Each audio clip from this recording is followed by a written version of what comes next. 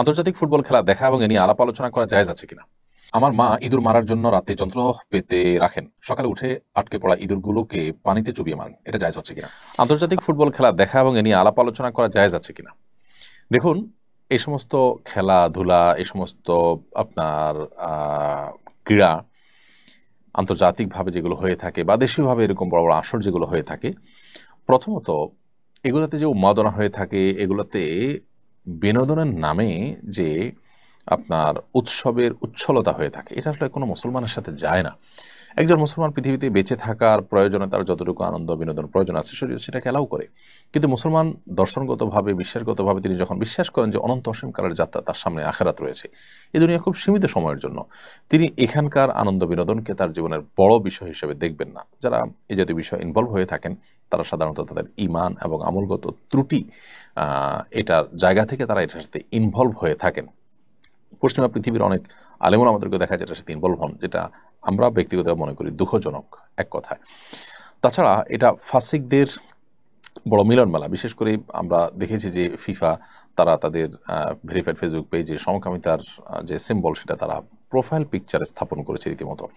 অর্থাৎ এরা যত শয়তানি কর্মকাণ্ড পৃথিবীতে হয়ে থাকে সেগুলোর তারা পৃষ্ঠপোষক বলতে পারি।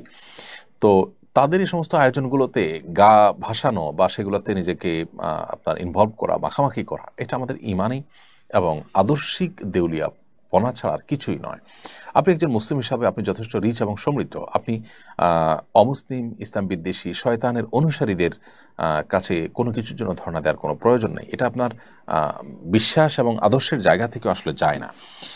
এটি হলো একটি বিষয়। এর বাইরে এটার সাথে যারা ইনভলভ থাকেন তারা সেটা নিয়ে আলাপ আলোচনা, পর্যালোচনা ইত্যাদি করেন, এটা অনর্থক কাজ এবং অপ্রয়োজনীয় কাজ। নবী করিম সাল্লাল্লাহু আলাইহি ওয়াসাল্লাম বলেছেন, মিন হুসনি ইসলামিল মারই তারকুহু মা লা ইয়ানিহি। মুসলমান ইসলামের সৌন্দর্য তখনই প্রকাশ পাবে যখন সে অহেতুক অনর্থক কাজ থেকে বেঁচে থাকবে।